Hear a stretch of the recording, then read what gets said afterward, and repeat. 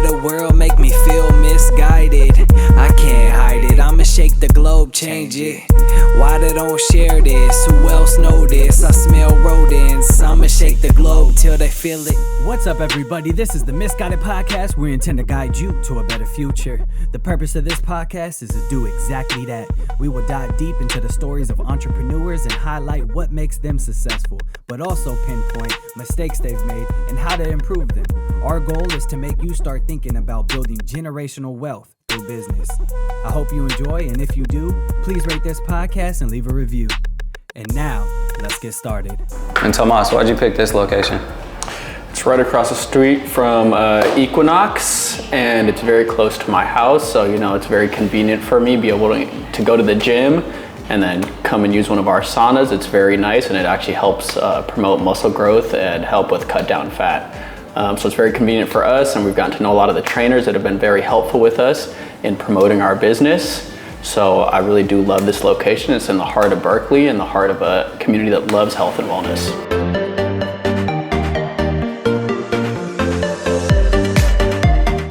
We opened on December 1st after a long 2-year journey of trying to find the right location, working on getting our funding through an SBA loan.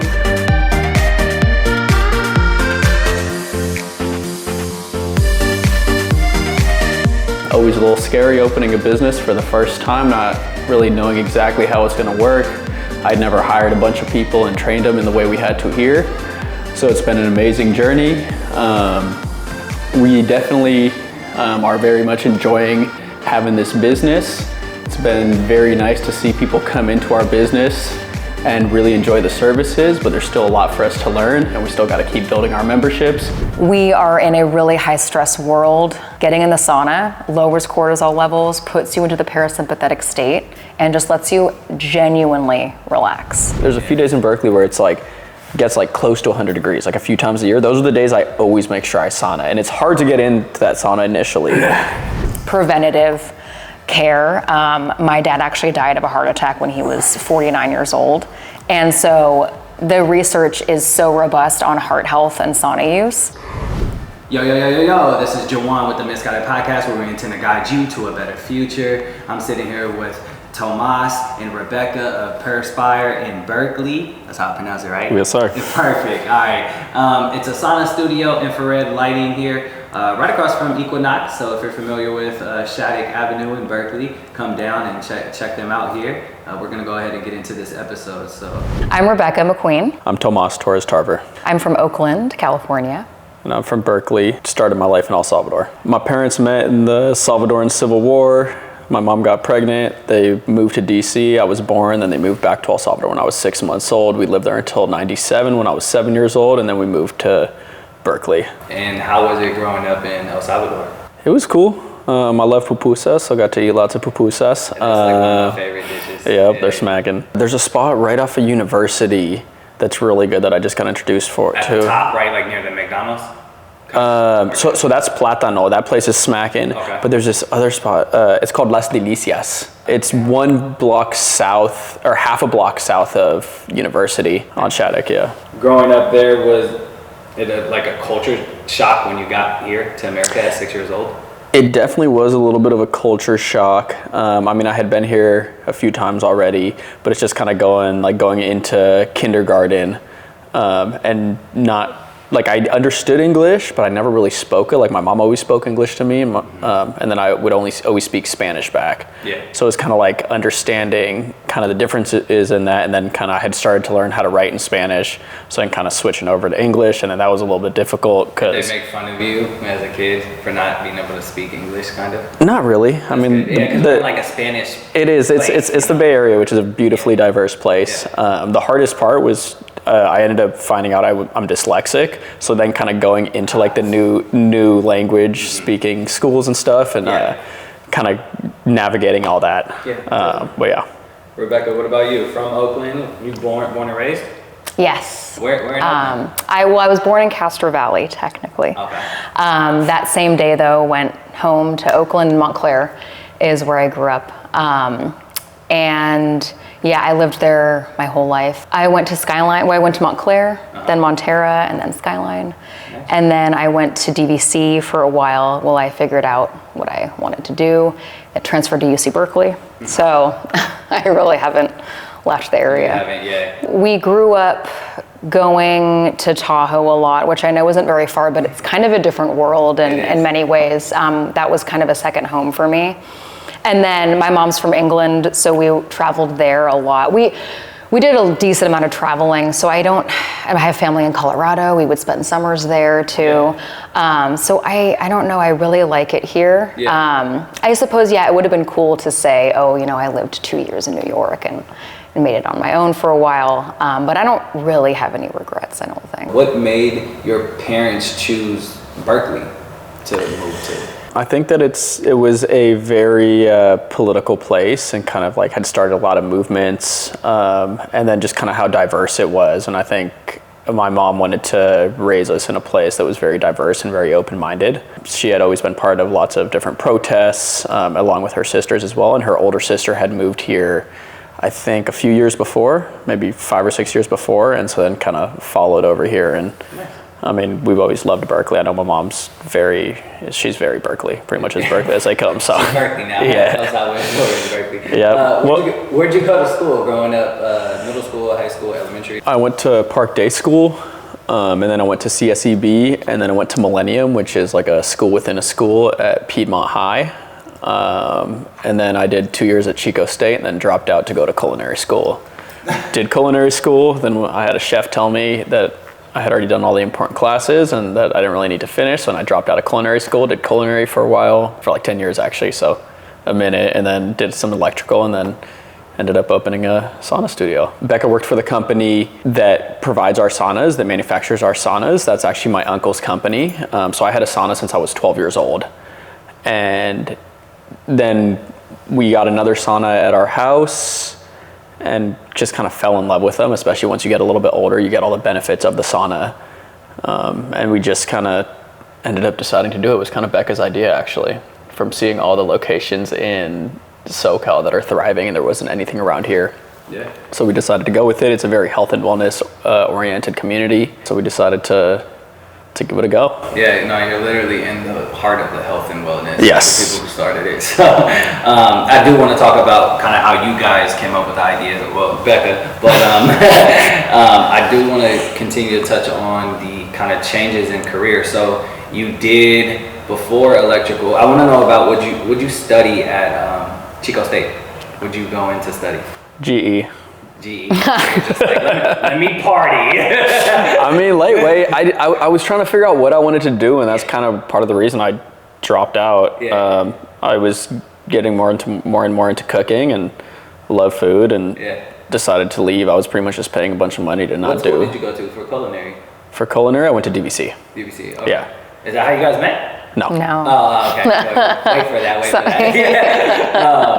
You're like Tinder. Was there any dream after the culinary to do any type, like open a restaurant? Oh yeah. I went to culinary. I was like, I'm gonna open my own restaurant. I always wanted to be an entrepreneur. Yeah. That's one of the things we kind of connected on. We both always wanted to have our own business. But I was always, since I was younger, I was like, I want to have my own business. I'm gonna figure out what it is. And I got into culinary, and I was like, let's do this.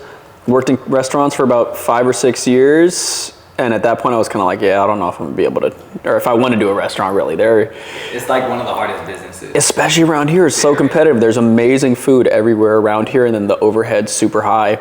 You last night posted a video and explained like why the Bay Area was so bad and why he left early and he was in the hospital and a bunch of stuff happened. You should watch the video, it's crazy. Oh my God, so I had no idea who this guy was. Yeah. And then Janaya, one of our employees, was telling me, do you know who Keith Lee is? And it was Kevin was with us, who's another Perspire owner. And we were both like, no, we have no idea who you're talking about. And since she shows us his account on Instagram, and he's coming to the Bay Area, he's going to all these taco places, and he's like, he's at my taco place right now. It's gonna blow up because he went there, and I'm gonna have to wait in line to get my taco. Yeah, and now people are waiting in line in Oakland, in West Oakland right now. It's crazy. But I didn't hear about like this side of it. She just told me he's here and he's, I thought I wanted to do like psychiatry. And I just realized that I just didn't want to sit and listen to people talk for the rest of my life. So I just realized that after you went to school for it. I don't know, maybe I should have done research or something. Yeah. That would have been a lot more like my, area. I never actually knew that. I thought about nursing because I liked the science, but I realized I couldn't be a nurse in a million years. So I've always been into nutrition.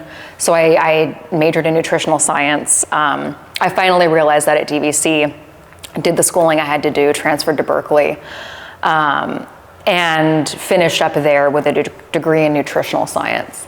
And then I am a registered dietitian. So basically what that means is once you get your degree in nutritional science, you then do extra schooling. It's kind of like a residency almost, for about a year, and then you take an exam. And so I did that. I'm a registered dietitian. Then I realized after doing that, after achieving all of that, that really what the main thing dietitians do is they work in hospitals and they write up formulas and they prescribe, shakes to people who aren't eating enough. And I was like, this is not what I want to be doing at all. I thought that I would be, counseling people, helping them eat better. And that's not what most dietitians do. So after that, I really, did a 180, and Tomas's uncle, who's a very sciencey guy, we just started talking and nerding out on, I don't even remember what it was. It was probably something nutrition related. And then he pretty much, told me that I would do really well working for his company, Clearlight, who makes the saunas that Perspire uses. So I worked for Clearlight in sales for about 3.5 years.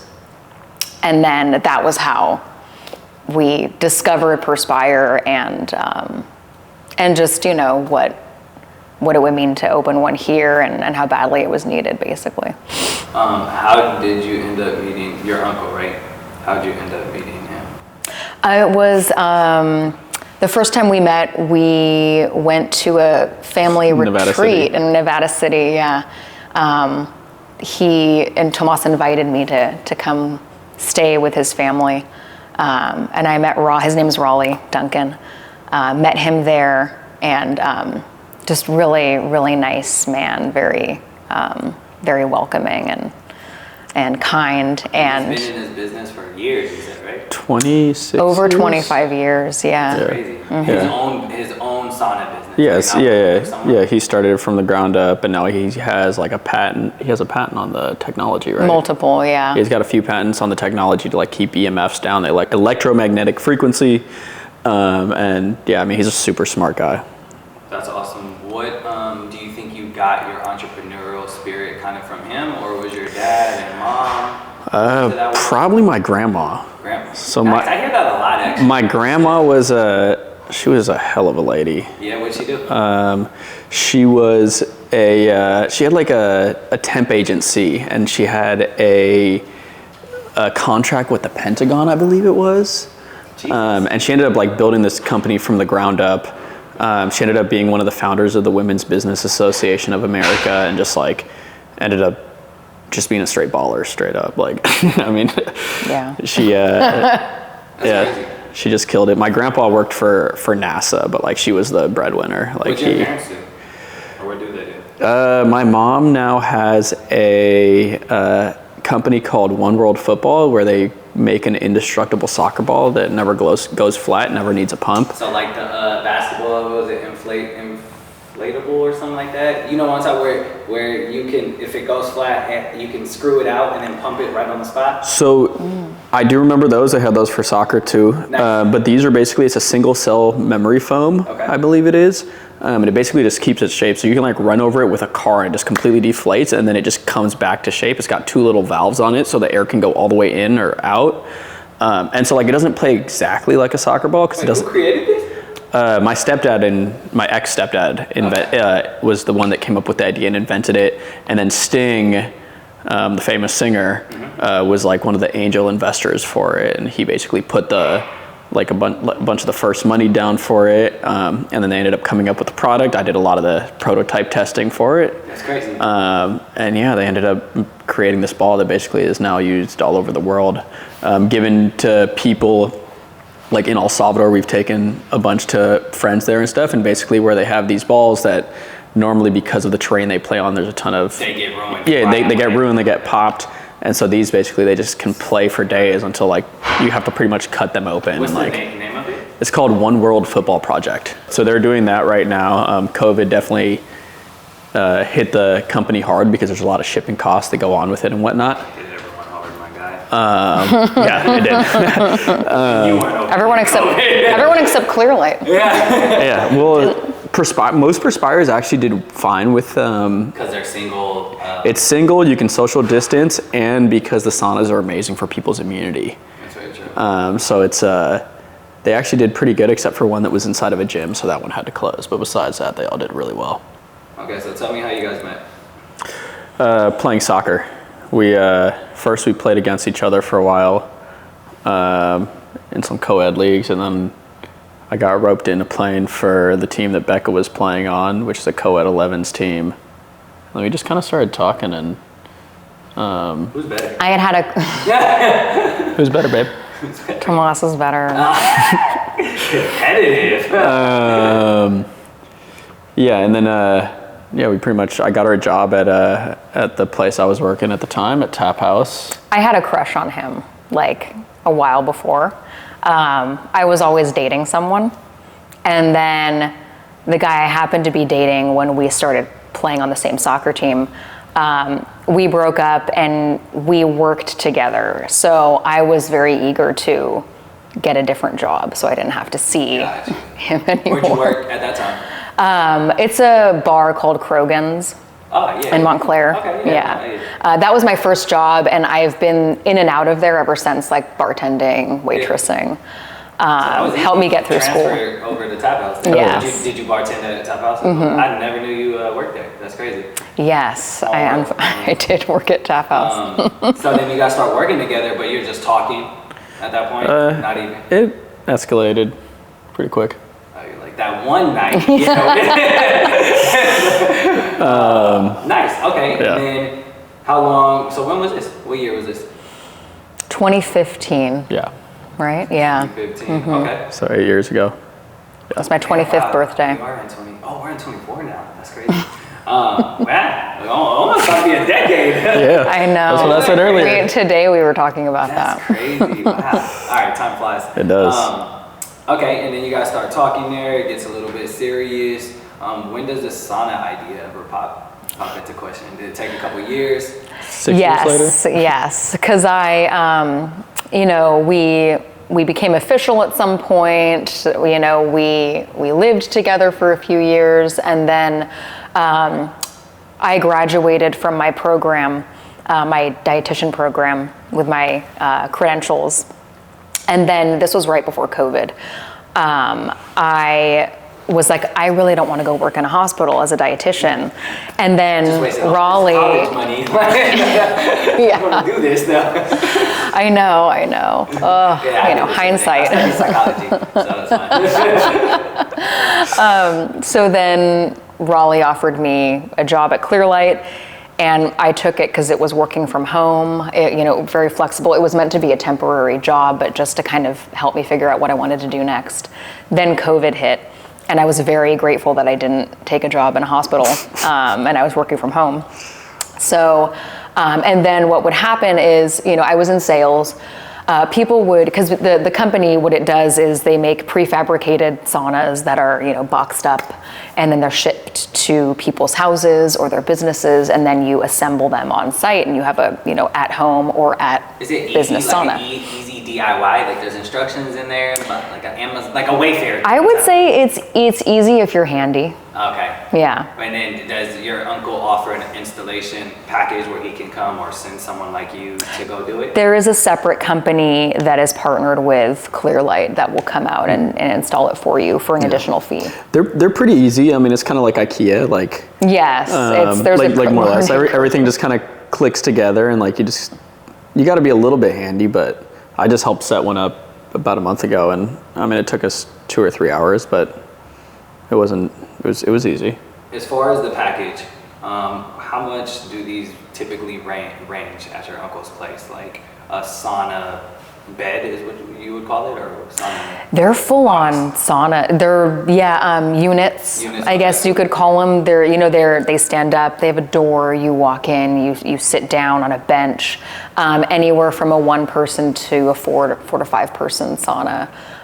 They range anywhere from about $5,000 to about $9,000, depending on the size you get, essentially. And you said you were in sales, so are you like getting commission on a per sale type of situation? How a lot of people either really like sales because sales is where the money's at, or they don't like it. Where were you at? I mean, you went from like dietitian to sales, so that's a huge jump in career choices, right? How'd you like that in the beginning? I actually hated it, and I will be very honest with you. I hate sales. On the one hand, it paid the bills. Yeah. I was able to, work from home and get other stuff done. I was able to watch my daughter, grow up. She's only 2.5, but grow. And so I'm grateful for it in many ways, but it was absolutely not for me. Yeah. We got paid solely in commission, which actually was fine because we had so many leads coming our way, anyway, and we never did cold calling or anything like that, thank God. But it still just was not my thing at all. But what would happen is people would call in and they would say, oh, I'm thinking of buying one of these for my home, but I've never tried one before and I really want to experience it first. So do you have a showroom where I can use it, or do you have like a business I can go to? And if they were in SoCal or Florida or, San Antonio, Chicago, New York, I would have tons of places to send them to go try a sauna. Whenever they were in the Bay Area, which is ironically where the saunas come from for Clearlight, we're based in the Bay Area, I would never have anywhere to send them. There was maybe like 2 places in the whole Bay Area, so including San Francisco, Marin, maybe there's one in Napa. And so I would, I was like, this is just a badly needed business. So we initially thought, well, what if we started our own place? So we had thought about, starting from square one, just doing it all ourselves. And that quickly got pretty overwhelming. But I was aware of this franchise that Clearlight actually sells saunas to multiple franchises that do commercial saunas. But this one, Perspire, stood out, and I talked to the owner, Raleigh of Clearlight. I talked to his business partner, Andy, about what do you think about doing something like a franchise? And they said, oh yeah, Perspire is the way to go. You'll save money. And they'll help you every step of the way. Yeah, they pretty much held our hand through the whole thing. Like we had never opened a business like that. Yeah. And they had everything laid out from the look to, you name it. It's like almost like Domino's and McDonald's, like kind of how they already have that structure. Yes. They just send you the plan and you invest in it. Right? Yeah, definitely. Exactly. And kind of like growing up in Berkeley, I don't know, like I always kind of was like, oh, like I don't like franchises. Like they're these big companies, kind of like, I don't know, you think of McDonald's or Wendy's or like one of those. And like, so like I remember hearing that first time, I was like, what? Like, no, I'm not going to do that. And then like we got recommended by my uncle, who's a very smart man, and his business partner. And so we kind of looked into it. We got to know kind of the team at Perspire. It's a very young franchise, very forward thinking. And I think we pretty quickly both came to the conclusion that we're like we should do this company. Like they have it down. And I mean, so at the time, what were you doing work-wise while she was working with your uncle's company? I was doing some electrical like side jobs and stuff. Okay. How the hell did you get into electrical from cooking? I'm gonna send my chef over. So COVID hit, and so I basically wasn't able to like tap house. And then I had worked in a bunch in restaurants after that. Okay. And like COVID kind of hit, and I was already kind of at the point where I was kind of done with restaurants. I'd mainly been doing a bunch of catering events, and so then our roommate's brother-in-law had an electric company, and like it was kind of meant to be just something that was kind of for a little bit just to make some money on the side. And I started doing it, and I enjoyed it, and I was good at it, and I got along with everyone in the company. So I just kind of did it for 2 years? A couple years, yeah. Like 2.5 years. Like Yep. Yeah. They just threw me in, and they're like, okay, this is how you do this, and I just asked a ton of questions. Come on. All right, you just asked tough questions. And Yeah, I just asked a bunch of questions, and it was I just started learning, and I mean it was fun, but I don't know. Then the summer came around, and I was crawling around in crawl spaces, and it was like 150 degrees, and like it was like being in a sauna, but with a ton of fiberglass around you. Yeah. And dead rats. So it was I got tired of it. So you got tired of it. You got tired of the sales, and you settled on this the sauna idea. What's kind of the first step you take into it? Do you reach out to them, the corporation, and say, hey, we are just learning about it, we're interested, what do we do next? Pretty much, Yeah. yeah. They have a kind of a liaison, or Like a person who kind of guides you. Yes. They're head of franchise sales, and so they essentially walk you through everything that the company is about, what it would take investment wise.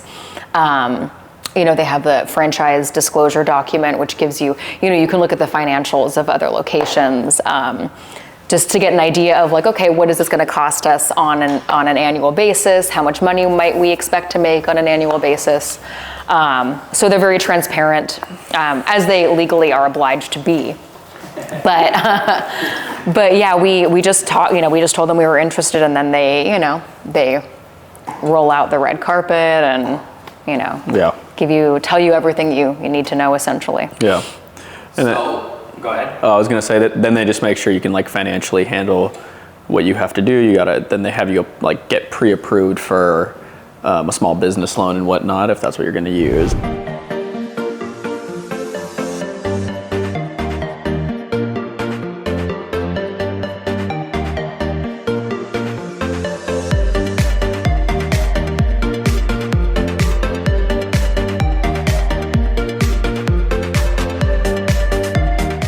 Right here we got our hydration mix. It's very important to stay hydrated as we get in our saunas because we do sweat a lot, and hydration is a big part of staying healthy while we stay in the saunas, and it's very good for us on a day-to-day basis.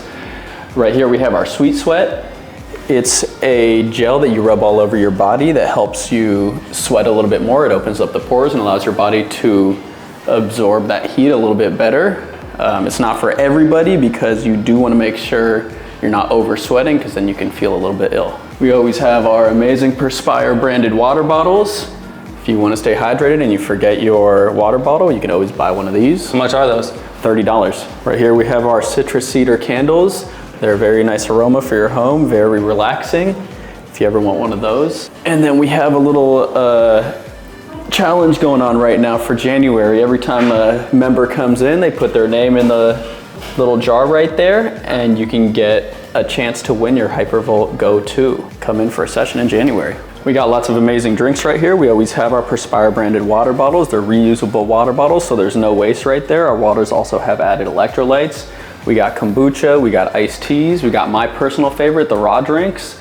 They're pressed juices that are probiotic, delicious and healthy. We got our dose shots. We got one for skin, one for the liver, one for soreness, and one for immunity. And then we got our coconut water, which is very good for hydration after a sauna session. Who makes the water? Like, do you order them or? They're made by Path. It's a company that does co-branding with many companies. And they also add, like I said, electrolytes into the water because you do sweat a lot and you do need those electrolytes to replenish. Hi, my name's Tomas Torres Tarver. Lived in Berkeley my whole life and happy to be opening a business where I grew up. Rebecca McQueen from Oakland, happy to be opening a business in Berkeley with my husband. With my hubby.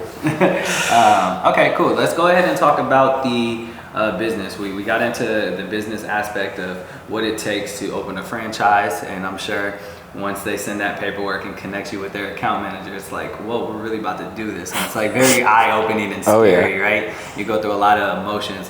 What would you say was some of the first emotions when you were like, all right, we're going in?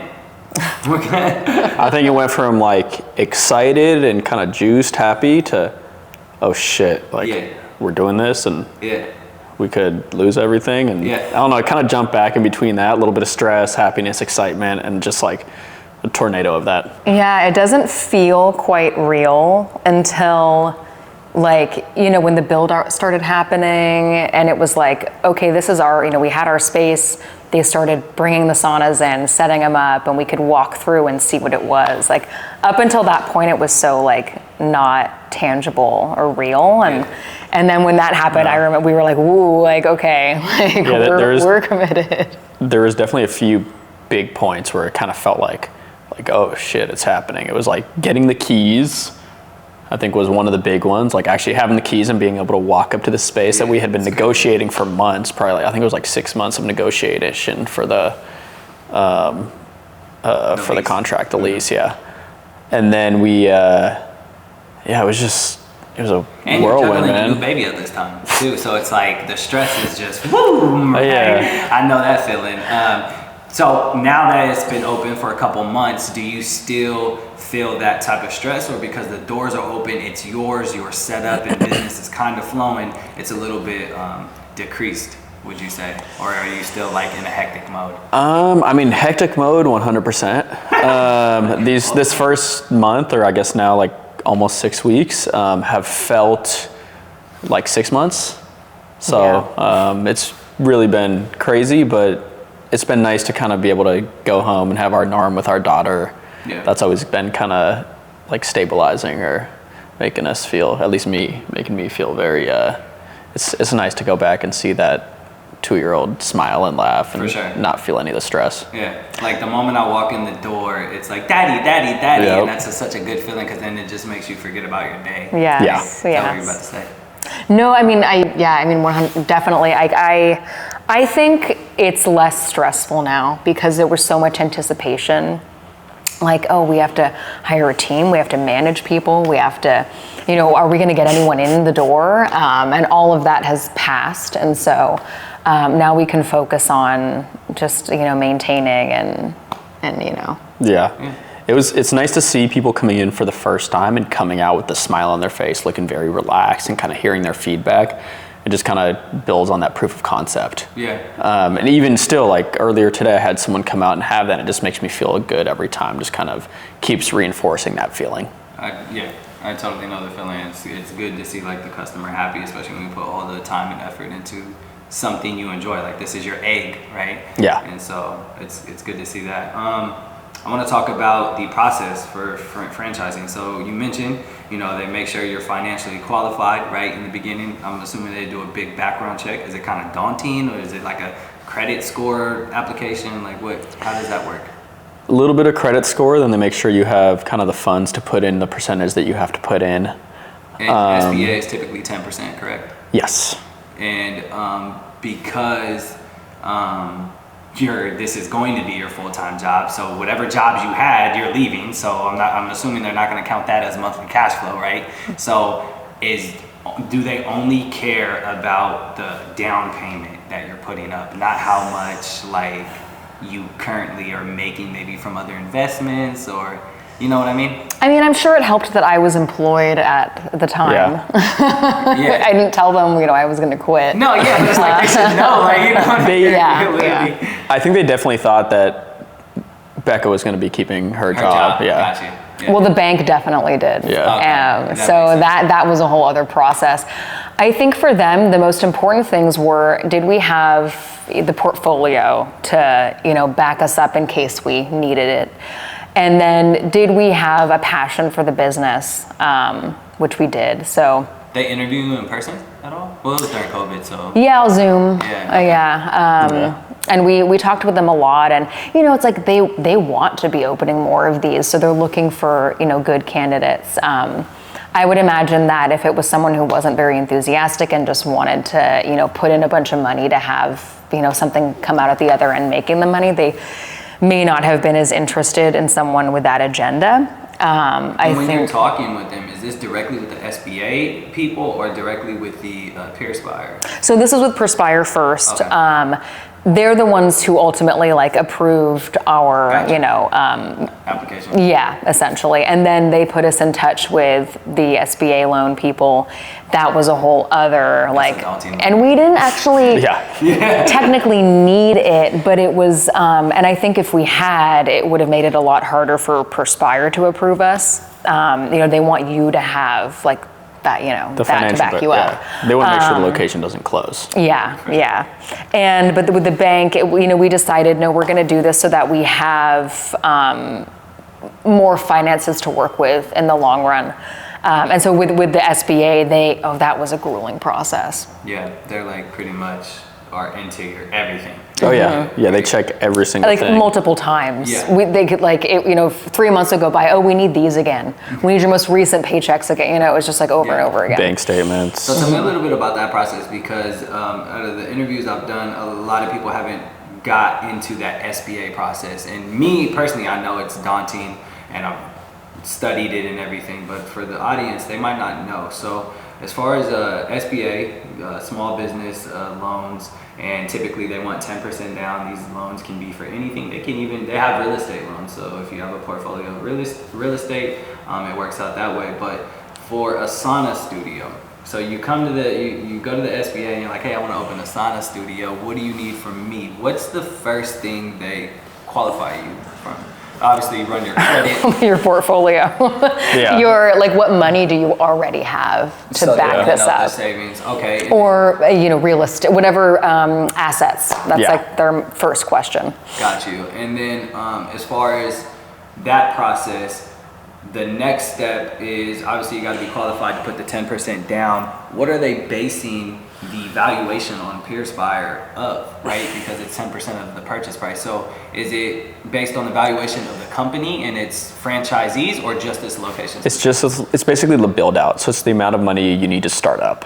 Okay. So that includes build out, which includes the saunas, everything you have to buy from pens to chairs to toilet paper. Does your account manager help you with that, or you had to do all that work up front? Perspire has a lot you kind of set up, and then they have also a package where you can kind of add. Yeah, exactly. So, And it's ranges, it's like, your sauna expense is going to be anywhere from this to this. And we're able to essentially send that to the bank and say, we're looking at somewhere in here is what it's going to cost to actually do this. Nice. What was the quote that Perspire, like their package that they gave you, and how different did it change from the quote that they give you? Did it go up, or were you able to get it down? It ended up, I believe it was somewhere between $300,000 and $500,000. It ended up being on the higher end of that, which we were expecting because of, yes. Yeah. So it was, it ended up being pretty realistic. So when you give the range to the SBA, they're obviously just going to qualify you for the 500 then, right? Yeah. Yes, Yeah, so they'll go on the they'll high end. max it out as much as they can for you in case you need to borrow more. Yeah. Got it. And then they give you like working capital too. Like they kind of work that into it. So it's like, oh, you're going to have to pay your staff for the first month or two before you start bringing in enough 100%. money, along with all the other expenses. For us, one of the biggest ones is towels, because everyone that goes into a sauna needs towels. So it's like we spend like $500 a month or more. $2,000 a month. Sorry. No, 500 a week is what I meant to say. On each week on towels. So it's like all the expenses kind of get added up, and then they have their own formula to say like, okay, we think you need this much plus however much of working capital. So did essentially at the end of all the SBA processes, you have to come out of pocket more than 10% for them? Obviously, you had to come out of pocket from like the materials and stuff you needed. It wasn't. Because do they require reserves? Some, like when you go to a mortgage, or if you're buying a home, they might want an investment home. They might want 3 months of reserves. Did SBA want any of that? Not that. I don't think so. Not that I remember. SBA is from what I understand, I haven't done any other types of loans, is a little bit unique in the way they do it, because it's all like for small businesses. Yes. So it's like more lenient. Yeah, they're a little bit more lenient in the way they kind of are willing to help people, and it's normally better percentages that you're paying back. And they might have though just looked at what we had and figured, they have enough for that. You know what I mean? Like they would have the 3 months of reserve, so maybe it just didn't specifically come up. Yeah, makes sense. As far as the process, okay, so you got the SBA. I want to know about the lease, because I'm in real estate, and that's something that is like super hard to find a commercial space and negotiate with the landlord. Is this a mom and pop landlord, or is it institutional? There's pretty much no such thing as a mom and pop landlord. Yeah. Especially right across the street from Equinox. Yes. Right now, so it got sold, I think like a year and a half ago. Okay. And now a bank owns it, and now the bank's trying to sell this property again. So we got apartments above us, and then the building across the street is also owned by the same landlord. And so they got the Equinox there, and they got apartments above that. Oh, it's the same person? Yep. They own a lot. They're making hella money. On the sale, they're about to come up too, because that Equinox, as you know, hasn't been here forever. So that's about to be big time. Okay, cool. So, one, how long did it take you to find a space, and were you only looking in Berkeley? It's so funny because since we live down the street, this location that we're at, we wanted it to work like from day one. Okay. And in order for our business to work, in order for Perspire to work, you need certain power requirements, you need certain ventilation requirements. You can't have like stairs in weird places. It has to be all ADA accessible. So that actually eliminates a lot of places. There was a place we looked at in Oakland that had these like columns, these beams throughout. Yeah. So it's like, there's weird things that would work fine in a retail space or a restaurant, and they just did not work fine for us. And this place, it just checked all the boxes somehow. So it had pretty much everything we needed to like qualify Perspire to open into the space. And we were like, oh, thank you, because it's down the street from our house. It's across the street from an Equinox. Like, it's near downtown Berkeley, near transportation. Did you find it by just walking by, or you already knew about it? We had a real estate, actually Perspire provided us with a complimentary service for a real estate agent. He found a bunch of places for us, and they kind of knew what to look for what we would need, but there were some places that didn't work out. Yeah. And so he gave us these spaces, and one of them was this one where we were like, we had our eye on this one. Yeah. I think we had told him about it because this was one that it had been here for a while. There's some business that started a build out, but only got like one wall up, and then for whatever reason fell through. COVID. Maybe COVID. I'm pretty sure it was COVID. Because you opened, when did you start the build out phase? Was it July? 2022? No, 2023. Yeah, it was. Okay. So the build out wasn't. The build out's fast. Yeah. No, it was like a few months. Damn. And then we got held up by a month because of bad contractors. Permitting stuff. That's the gist of it. Cool. So, as far as structuring the lease, you find this place. You have your real estate agent in touch with the landlord. How long did it take to negotiate, and then what was the initial offering from the landlord? I'm curious to know that. I'm sure that it took a long time. There was a lot of back and forth. You need a lawyer. This is what lawyers are good for. Okay. Yeah. They worked with us a bit, right? They gave us institutional, like they're no joke. They are they stay on their ground. Oh yeah. Yes, and there were some things that were harder. Like initially they wanted a 10-year lease. We negotiated them to 5 years plus, the option to renew after that. So they worked with us there. We got the price per square foot down a little bit. Not a whole lot, because what we pay is, I think it's pretty standard run of the mill for the area. What do you guys pay for the area, if you don't mind sharing? It's just shy of $6,000 a month. Yeah. I think I can't remember square feet. 1,600 square feet. I think it's $44 a square foot a year. Okay, and then would the initial one was like 7,000 or 6,500? Yeah, I think it was 52 a square foot. So we got it down a little bit, but then kind of. I think we negotiated so that they couldn't raise the price on us that much. Okay. Once the lease was up. Percentage. And then they also raised our tenant renovations. What'd they do? To what? They ended up doing $100 per square foot. So $160K in tenant renovations. which was huge. And explain that to the audience of like how it works. So tenant renovations, they allow you to update the space however you want, but they charge you a premium, right? Yeah, so well, they actually, so basically with commercial spaces, it's like, you know, you kind of do what you want with this space, what you need for this space. And, you know, whatever it costs you will give you a certain amount to help with that. And that's normal. Like almost every commercial location or landlord is going to do that. They'll provide you with some, finances to help with your build out. But it tends to be what, $40 to $50 a square foot, and they did $100 a square foot. Yeah. So we were really happy with that because that was definitely well above average. As far as build out and everything, that's good that they did the tenant renovations. How much was the build out, and was that the hardest part to negotiate because you guys were negotiating for a long time?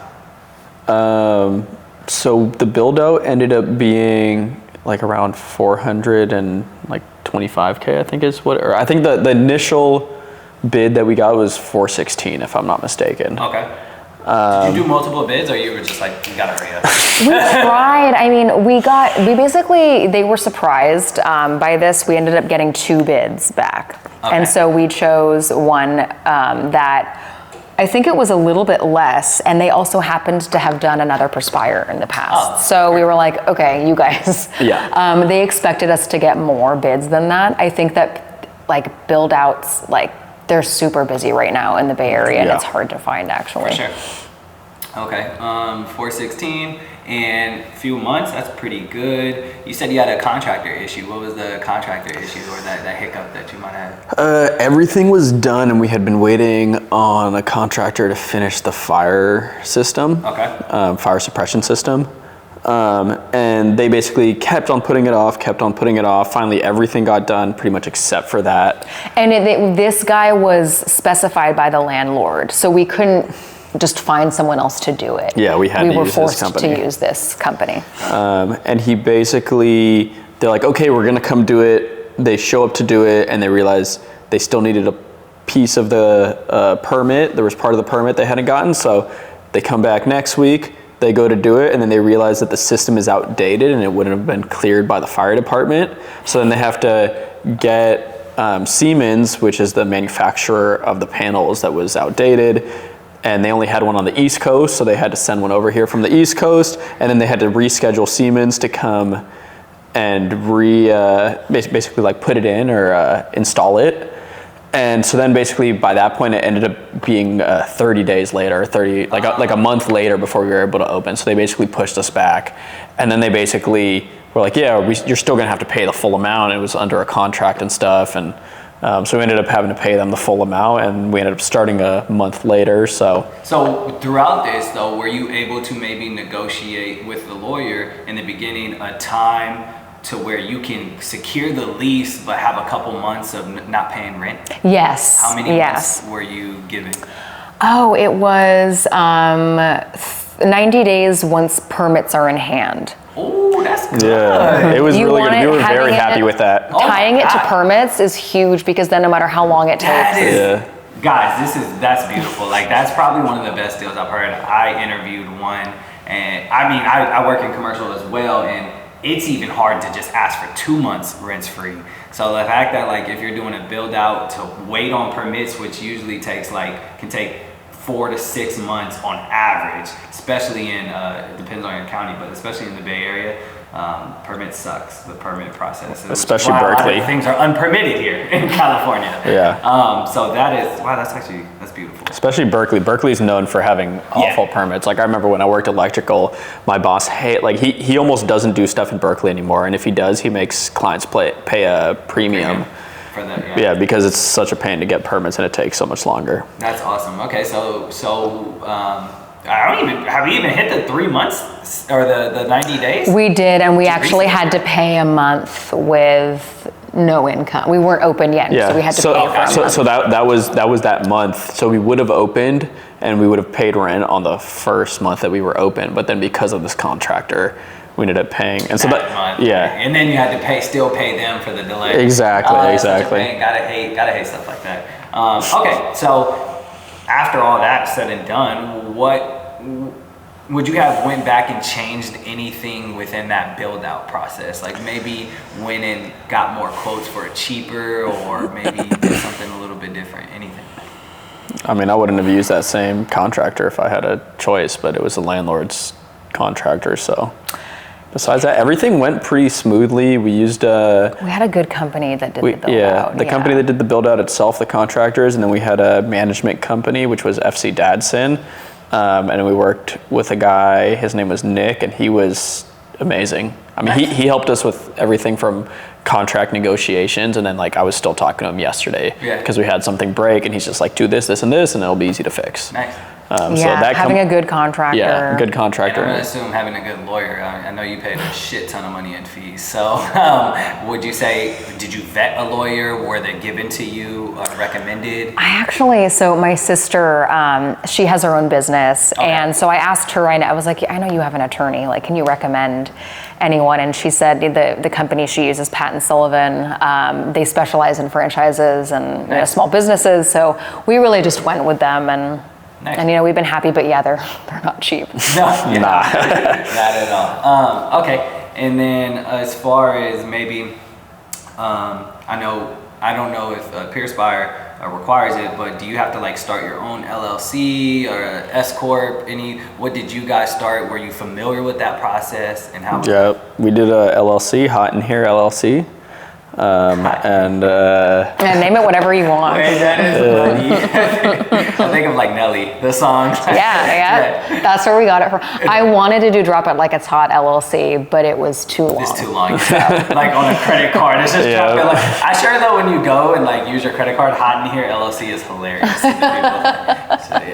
People like it. Yeah. So how'd you structure your LLC? I guess can you do single member? No, you had to do like 50-50 partnership. Or as a partnership, yeah. Mm-hmm. I didn't know because you file taxes together, I'm assuming, so. We actually don't. You do the separate one? Yeah, we're not technically married. Yeah. Got you. So we have our own accountants, but yeah, we just did partnership LLC.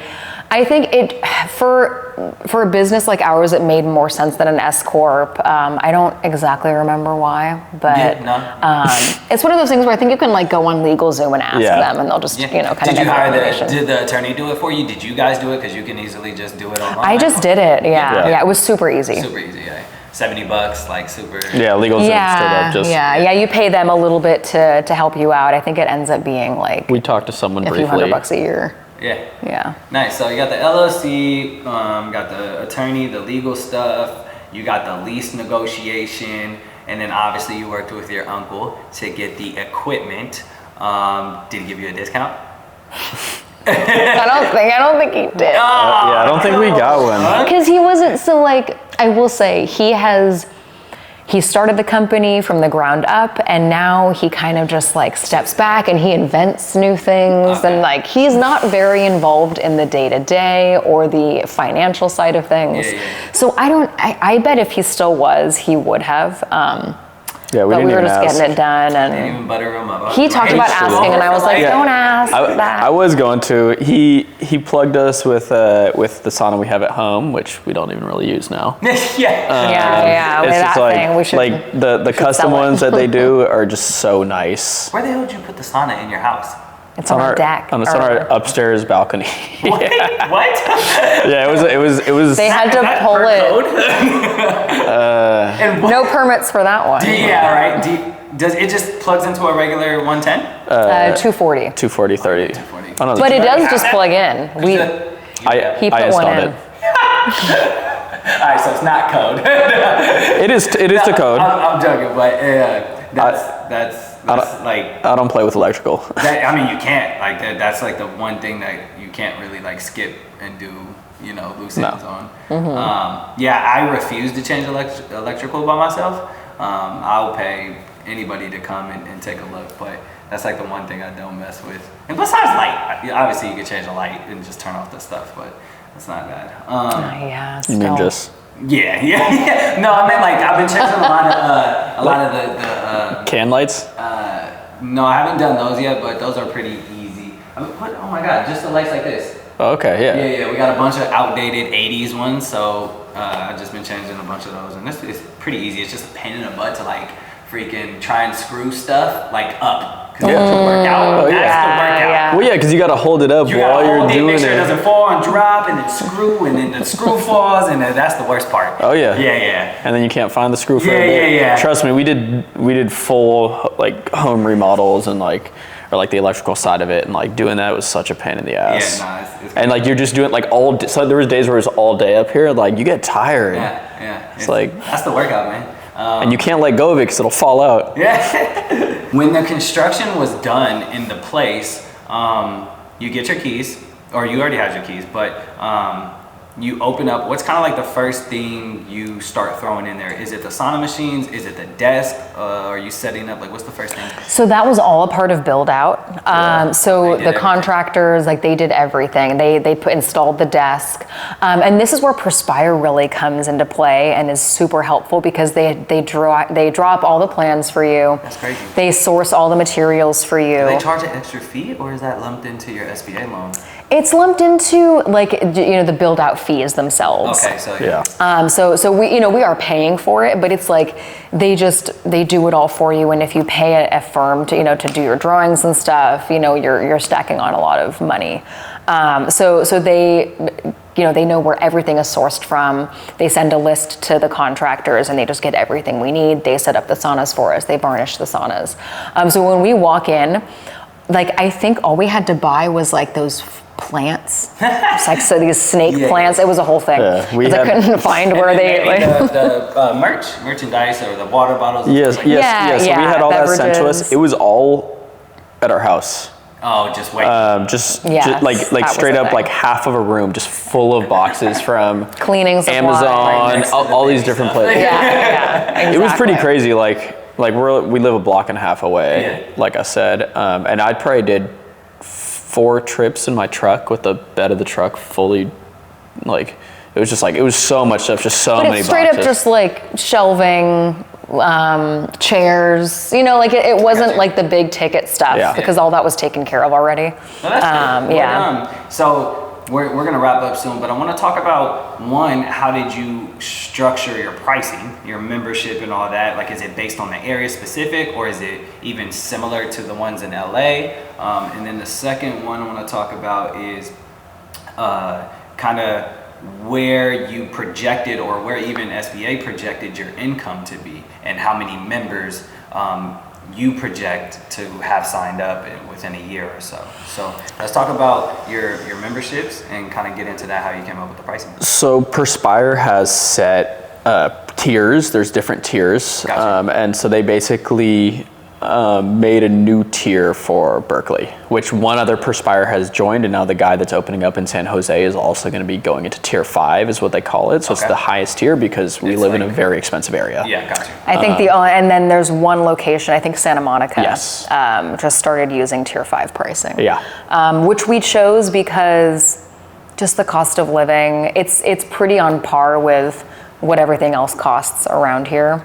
If you look at yoga classes, massages, like just kind of like these health services, and what they cost, it kind of just made the most sense. And we've had, of course, some complaints about the pricing, but for the most part, people's issues seem to be, convenience, or I don't have time to come in all the time, so I won't buy a membership. And so the price hasn't really been so much of an issue. Now, because it's a franchise, are you able to kind of work discounts into it without their approval, or do you only do discounts when they do it, like McDonald's or Starbucks? Can you give a promo item, right? Mm-hmm. Yeah, we can. Yeah, they give us flexibility with that for sure. Okay. There's the corporate-wide sales they do. For example, during the holidays, you get special price gift cards, so we do those. But if we want to run our own campaign, we can do that. Nice. That's really cool. I like that flexibility. Like, you don't have someone just hovering over you, because then you're not your own business person, right? Okay, cool. And then so memberships given to you. Do you have a discount going on right now? We do. For January, for our unlimited or our 8 times, it's $40 off for the first month. Normally we are month to month, but if people are taking advantage of the $40 off on the first month, we are asking that people keep their membership for 2 months. Cool. Go ahead, give me a little commercial promo right there. Tell them what your discount is. Look at the camera. Right now in January for the new year, since we're all trying to get a little bit healthier, we are doing $40 off our unlimited and our 8 times a month packages. We are asking that people keep their membership for 2 months, but you do get $40 off of that first month. The unlimited is normally $249 and the 8 times a month is $199. So come in and get your special discount right now. Nice. Okay, let's talk about the well, actually, before we move on to that, I have a segment I typically do with all entrepreneurs and business owners. It's called the Hella Misguided segment, since we're from Berkeley. I ask the same question to each entrepreneur. The question I would like for you both to answer separately is, if you were to write a letter to your 18-year-old self, what would a summary of that letter be? Ladies first. Come on. I mean, Points. just don't care about what other people think. Like, it doesn't matter at all. Just be you, do what you want to do, and just anything happening to you in that moment is so short-lived. Just think about what you want for the future. I just remember I got so bogged down by, I don't know, other people, what they thought of me, opinions. There's just so many opinions. Yes, like, noise. White noise. No, it's like Yes. black noise, actually. White noise is good. Yeah, just so distracting. And Yeah, that's a good one. I mean, I was kind of gonna say the same thing. I cared so much about what other people thought and stuff, and like almost being comfortable in my own skin for a little bit. It's really about just figuring out who you are, I feel like. So like for me, like I always was embarrassed about like what I said earlier, that I'm dyslexic and stuff, and like now I wear that on my chest. It's yeah, I mean, yeah, but it's but it was almost like looked down on, or like I used to get like teased about it when I was younger. So it's like I kind of wore that for a long time, and it's only in the last few years where I've kind of been like open about it. I tell people that it's like, oh, it is what it is. I suck at spelling. So what? I mean, I'm here now, so. Facts. And then like, oh no, I wish I'd traveled a little bit more. I mean, I've traveled plenty, but like I had a few opportunities that I didn't take advantage of, and it's just about taking advantage of every opportunity you have, especially before you have kids. I love my baby girl, but like, man, right I can't do everything I can't do everything I want to. So I wish I'd done a little bit more, but it's like, what does that really look like? Like, I feel like He'll do it after. Yeah. After she's out of the house. Yeah, give it 16 more years. Yeah. So to piggyback off of that though, because you guys almost have parallel paths as far as I was gonna do this, and then I switched to this, and then I didn't do that, and then I did this, and now you're here, right? So because of that, and you hear opinions, did you ever worry maybe like within your family, was it your parents, that maybe you were like, oh, you switched careers 3 times? Was that ever like a thought growing up, like after college, like? Not that, okay. Like specifically, because my mom has always been very supportive of what I do, and just wants me to be happy. But I want to say it was about 6 months ago, and I said, you know what, I'm going to shoot for the stars. I'm going to, someday I'm going to be making like $500,000 a year. She scoffed at me. Your mom? Yes. And I was like, all right. Hope you watch this, Chris. Yeah. I know where you stand in support of my, dream. Yeah. So, I sometimes I do feel like I need to believe in myself a little more than other people would. Opinions, black noise. Yes. What about you? Yes. I mean, your family's full of entrepreneurs, so. Yeah, I mean, my mom was always super supportive. Like when I was working in restaurants, I had a point that was maybe 6 months where I worked at 3 different jobs, about 100 hours a week. It was when we were pretty early in our relationship. And all your dates. we didn't have time. We didn't have time. I mean, it was, my family was always super supportive. And then I started doing the electrical, and like I was pretty good at it, and like then my mom was like, yeah, come fix my stuff, this is awesome, along with many friends and stuff. And then once we decided to do this, my mom was always like, you always wanted to do your own business, so. That's awesome. Yeah. Nice. Okay, and then like I said, we're gonna wrap up soon. I got one more question for you guys, is talking about one more topic is talking about the projections. So obviously you're fresh in, but SBA needs some numbers, and I'm sure Perspire helped you with kind of a projection, right, based on the other locations. What do you guys project this location to do maybe within this year of 2024? Yeah, I mean, there's numbers to go off of from other locations, like you said. So that was actually really helpful because it's very hard to come up with that out of nowhere. Yeah. You know, you kind of have to use, I don't know. Yeah, especially because there's no locations open. Yes, so yes. It's like you're literally there's no shooting in other, the dark. yeah. Yeah, it Speak, literally is getting dark. Right, speaking dark. of- Literally, yeah, that was perfect actually. Yeah, so we, you know, and then the bank, like you said, actually they kind of have some helpful, you know, you have to get back to them with your projections. And so we, you know, we kind of thought we would immediately be fairly profitable just looking at other locations. You know, somewhere between, you know, 25 and 30,000 in the first few, you know, first month, Okay. second month, third month. How many clients does that usually take?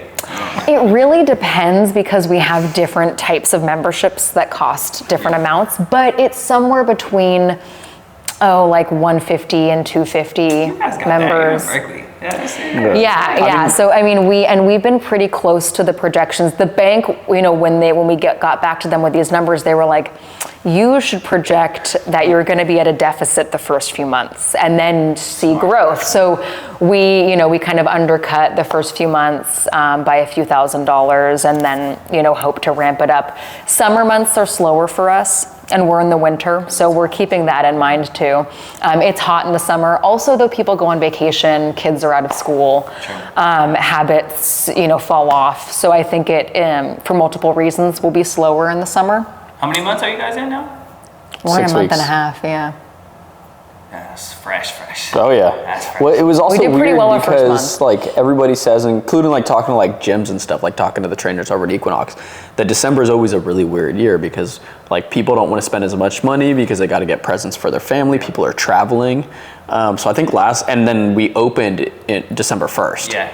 So it's like opening December 1st and then like it was kind of slow at first, then it picked up a little bit, and then like the first week of January, we were slammed. Like we didn't have any open appointments after like 5 p.m. Yeah. Any of the days. And then this week has slowed down a little bit again, so it's like a lot of people probably using up sessions that they had from the previous month because they were traveling and like, I don't know. So I don't think we really have a great idea of what it's going to look like. Like it's going to take a while. Yeah, I think. When do you think you'll be at a profit? Do you think it'll be? We're about to hit spring. Hopefully it's going to be cold for a hopefully while. this month This month is what I'm hoping for. We'll see. Yeah, we kind of broke even last month, but one of our employees quit out of nowhere, and so we were working a lot of shifts that we would have been paying for. Well, that's so I would say we kind were of like a probably plus in my- yeah, we were probably at a little bit of a deficit that first month. nice. But we're projected to be close to, you know, pretty much breaking even this month. Yeah, everybody's trying to get their summer bods ready, so that's going to be good. Your spring is probably going to be really good, and then obviously you're going to have to save a little bit for that slow time in the summer and then pick right back We'll up. see what it is though, because it's like the Bay Area doesn't get that hot. So it's like there's locations in like Arizona It and has stuff. been, though. It's been getting a little bit hotter, You yes. know what I mean? Like, obviously we're from here. Like, we woke up to like fog, and now I feel like it's changing. Like I'm in Benicia now, so it's hotter out there by like 10 degrees. But I think the Bay Area is getting hot. I think just climate change is screwing us over. I think it is too. I think it'll also be a little bit about kind of letting people know. It's like I love my saunas, especially on the hottest day, because you get out of that sauna and you feel cooler for the rest of the day. So it's like there's a few days in Berkeley. Yeah. There's a few days in Berkeley where it's like gets like close to 100 degrees, like a few times a year. Those are the days I always make sure I sauna, and it's hard to get into that sauna initially. But then you get out and it's like it feels 30 degrees cooler. Like it's 100 degrees and it feels like it's 65 or 70 and I sleep good. So it's like you sauna right before you sleep, and then that way you're not laying there sweating. You're like, oh, it actually feels cool now because of the difference in the temperature. Very true, very true.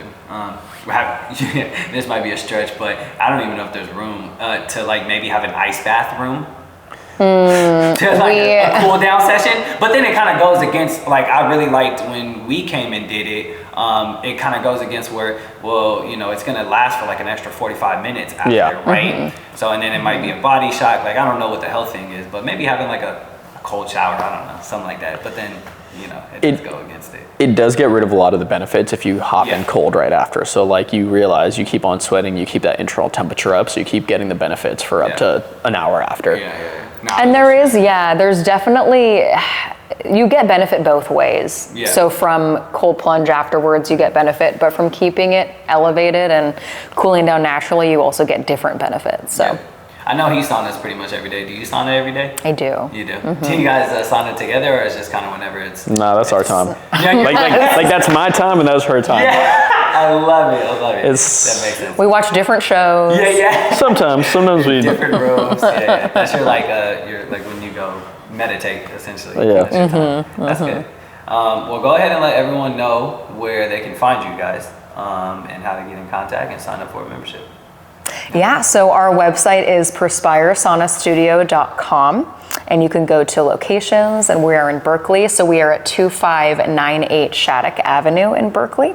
Our phone number is 510-616-7378, and you can text that number if you want to book an appointment, or you can go online to our website and get a $20 introductory session to see how you like it. Yeah, you can also download the Perspire Sauna Studio 2.0 app and get a session that way.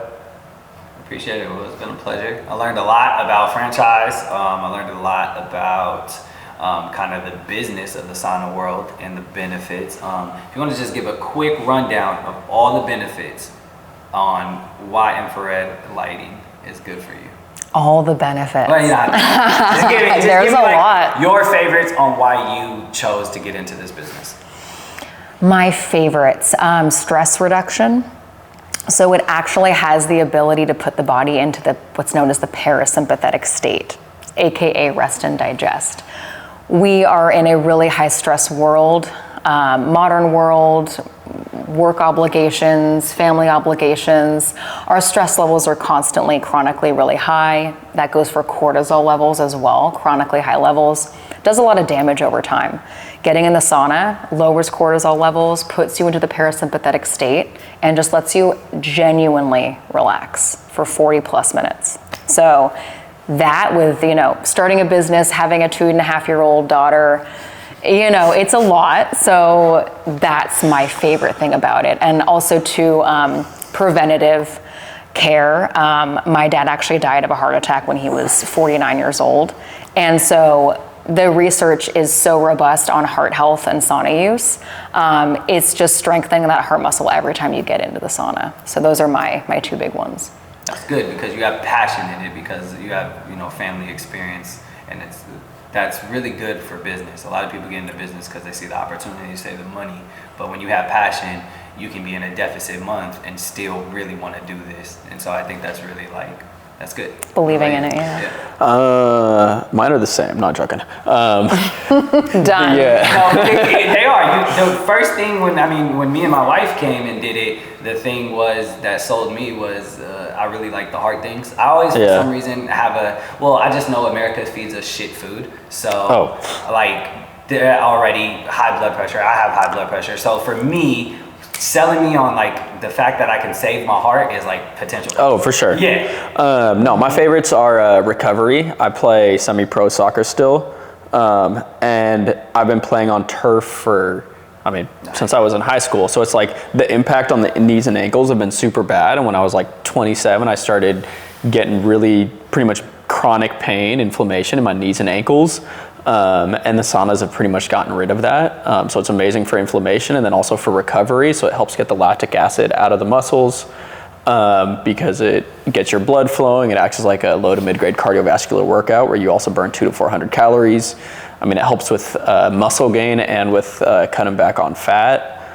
So I really like those. So, anytime I hit the gym, I always try to get a sauna session right after, extends that workout, helps with the recovery. Sleep. Oh, and sleep. Yes, I do love the sleep side of it as well. I do love a sleep.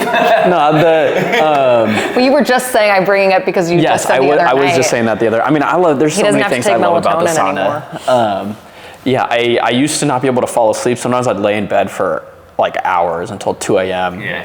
And now it's I hit the pillow and I'm out. Nice. Just KO'd. what you want. It's amazing, Yeah. Well, you're also probably stressed and tired from working a business. That's true. You gotta think about that too. Before we opened though, I would just stay up, my brain would just be going, I'd just be laying there, just think about every little thing that we might need to do, what we need to do, right? I mean, straight up. And now it's like, now we're a little bit more into it, seeing it going well, so I'm sleeping great, but yeah, just the recovery side of it is amazing, and then the inflammation, like, I was almost gonna stop playing semi-pro when I was 27 because my knees and ankles were hurting a ton, and the doctor told me I should stop playing, if not, like, I wouldn't be able to walk when I was older, or like be in a ton of pain. And I was like, nah, like, I can't stop playing soccer. That's what I do. I love it. I'm addicted to it. So I think those are good. Sleep, heart, and recovery. I think those are major things in everyday life.